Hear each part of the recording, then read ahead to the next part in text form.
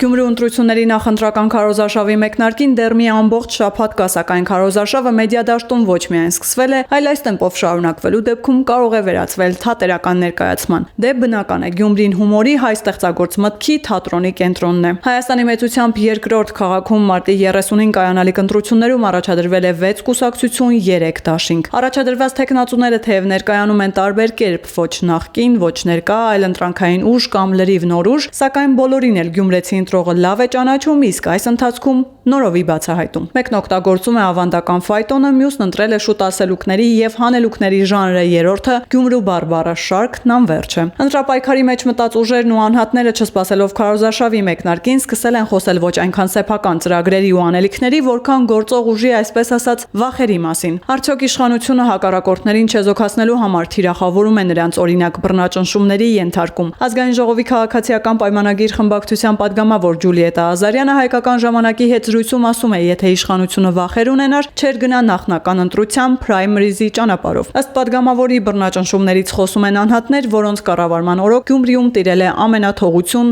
բեսպրիդել։ Այստեղ ես միանգամից մի տեխնացուի մասին եմ ուզում խոսել, Վարդան Ղուկասյանի մասին, խոսում է բռնաճնշումների մասին մի տեխնացու, ում կառավարման օրոք, գիտեմ բոլորը եղել է Գյումրիի քաղաքապետը, համայնքապետը, ում կառավարման օրոք Գյումրի քաղաքում օրը ցերեկով տարբեր անկյուններում հրապարակում Գյումրի կրակոցներ էին հնչում, զոհեր էինք ունենում եւ գյումրեցու ականջը կարծես թե սովորել էր այդ ձայներին եւ կարծում եմ որ այստեղ ավելորդ է խոսել բռնաճնշումների մասին, ելի եմ կրկնում, եթե մտավախություն ունենար իշխանությունը, որ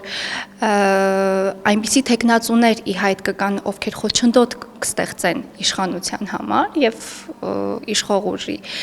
տեխնացուի համար, վստահաբար չէին գնա այս ճանապարհով եւ գյումրեցուն չէին տա տեխնացու ընտրելու մանդատը։ Հարցին ինչու է Վարդան Ղուկասյանի այսպես ասած մինչև ականջները կրիմինալի մեջ թաթախված լինելու մասին հիմա հիշատակվում, Ազարյանը պատասխանում է։ Ես ուզում եմ ձեր հարցին հարցով պատասխանել, իսկ արդյոք հարց առաջանում է ինչու Վարդան Ղուկասյանը որոշեց տեխնացություն առաջադրել։ Ըստ էության սա փորձ է տեխնացուի կողմից, այն բոլոր դրվագները, որոնք դատախազությունը ներկայացրել է Գյումրիի ավագանում, այն բոլոր դրվագները ապօրինի գույքի մասով, տասնյակ 200 միլիոն դրամ եւ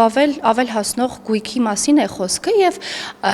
տեխնացուն դուրս գալով ոստիկանական բաժանմունքից անձամբ նշեց,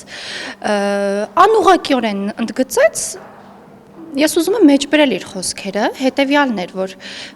ընկել եք իմ հետևից, ունեցվածքիս հետևից, թողեք հանգիստ ապրեմ։ Եվ կարծում շատ պարզ, շատ տրիվիալ մի բանի մասին է խոսում սա, որ տեխնացուն փորձում է այս կերպ փրկել այն, ինչ ապօրինի կերպով ձեռք է բերել իր կառավարման տարիներին։ Նաև ասաց, որ եթե շատ համառ եք, վարչապետը կդառնա։ Թող փորձի, գուցե շատ է սիրում Աստծո անունը մեջբել, գուցե Աստծո օգնությամբ Աստված իրեն զորավիք շատ է խոսույթը մեջբերում, գուցե ստացվի իր մոտ։ Իսկ թե ինչու են պրոդյուսեր Գյումրու ղեկավար դառնալու հավակնություններ ունեցող Ռուբեն Մխիթարյանին կապում այս կամ այն ուժի հետ այն դեպքում, երբ վերջինս այլընտրանք է ներկայանում, պատգամավորն ասում է։ Ռուբեն Մխիթարյանի այս պնդումը մինչ այն պահն էր կարծես թե շակերտներում հանդգծենք արժանահավատ, մինչ այն պահը, երբ բոլորովին վերջերս օրեր առաջ նա հանդիպում պիտի ունենար գյումրեցի ուսանողների հետ, ովքեր սովորում են Երևան քաղաքում եւ շատ պատահական, կարծես թե 168 ժամը, եթե չեմ սխալվում, ուղիղ եթեր հրապարակեց, որտեղ ակնհայտ այդ կադրերը պահպանվել են եւ հրապարակվել է մամուլում, որտեղ Հանրապետական կուսակցության երիտ թևի նախագահը իր տեղակալի հետ կազմակերպել էին այդ միջոցառումը մեծ ջանասիրությամբ եւ այդ կադրերում իրենք երևում են, սա կարծում եմ կարևոր ցուցիչ է այն բանի, որ որքան էլ պնդումներ կան հակառակ, որ կապ չունի որևէ ուժի հետ, չեն սատարում որևէ ուժ ընդդիմադիր չի սատարում իրեն, այս դեպքում Հանրապետական կուսակցությունը ըստ էության ակնհայտ է, որ այդ մարդու անձի հետևում կանգնած են եւ անուղղակիորեն երևում են այն ուժերը, որոնց մասին ես խոսեցի քիչ առաջ։ Դիտարկմանը որոշ ուժեր պնդում են քաղաքացիական պայմանագրի վարկանիշն այնքան ցածր է, որ Սարիկ Մինասյանը չի ստանա բավարար չափով ձայներ եւ հաղթահարի անցողիկ շեմը, Ազարյանը նկատում է Գյումրեցին շատ լավ հիշողություն ունի եւ ընտրությունների ելքը լինելու է ոչ կոալիցիոն դաշտում։ Լսելով այս երկու տեխնացուների խոսույթը, անկեղծորեն պիտի խոստովանեմ, որ նախանձելի է եւ իսկապես նախանձում եմ Վարդան Ղուկասյանի անլրջությունը եւ Ռուբեն Մխիթարյանի ցինիզմը ընդգծված, թե ինչպես կարելի է Գյումրի քաղաքում եւ Գյումրի քաղաք առհասարակ, ենթադրում եմ շատ է լսել վերջերս, երբ 2018 թվականից հետո իսկապես Գյումրի քաղաքը դարձավ տուրիստական ներհոսքի կենտրոն, կարծես թե տուրիզմից բացի եւ տուրիզմից դուրս քաղաքի կառավարումը այլ ոլորտում չի պատկերացնում եւ հստակ տեսլական չունի տեխնացուն այնուամենայնիվ առայժմ գոնե հիմա մինչ այս պահը ես չեմ լսել որևէ միտք, որը վերաբերելի կլինի տարբեր ոլորտների սոցիալական, կրթական,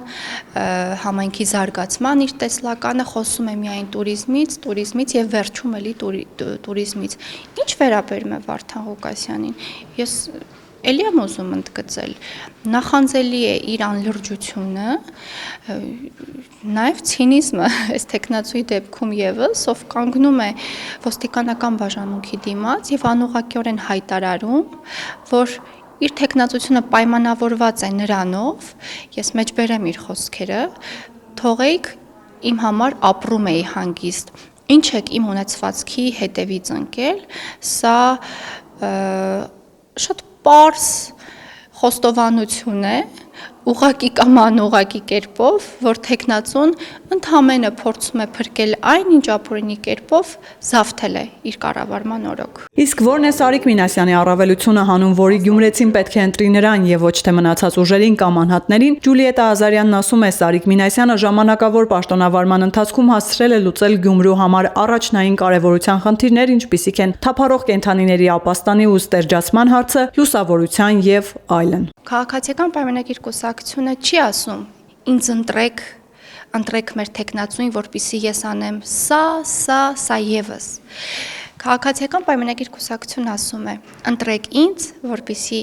ընտրեք մեր տեխնացուին, որպեսզի կատարված գործը լինի շարունակական։ Ինչպես նաև այստեղ գիտեք, կառավարություն, համայնք կոմունիկացիան էլ է շատ կարևոր։ Ես չեմ պատկերացնում մի տեխնացու, ով առավոտից մինչ երեկո փորձում է սևացնել կառավարությանը, իշխանությանը, եւ այդ տեխնացուն արդյոք իրեն հարց տալիս է գալով համայնքի կառավարումը եւ ղեկը ստանձնելով, ինչպես է կարողանալու ապահովել տարրական կոմունիկացիան։ Ինչպես է կարողանալու աշխատել, չէ՞ որ որոշակի բյուջե գեներացնում է կառավարության աջակցության ներքո։ Եվ ես ամփոփելով իմ խոսքը ուզում եմ ասել, որ վստահ եմ, որ գյումրեցին երկար տարիներ տեսնելով այն բարքերը արատավոր, որոնց անմիջականորեն ականատես է եղել, թույլ չի տա, որ 2025 թվականից սկսած հետ գան եւ գյումրեցին վերհիշի այն, ինչ երկար տարիներ տեսել է։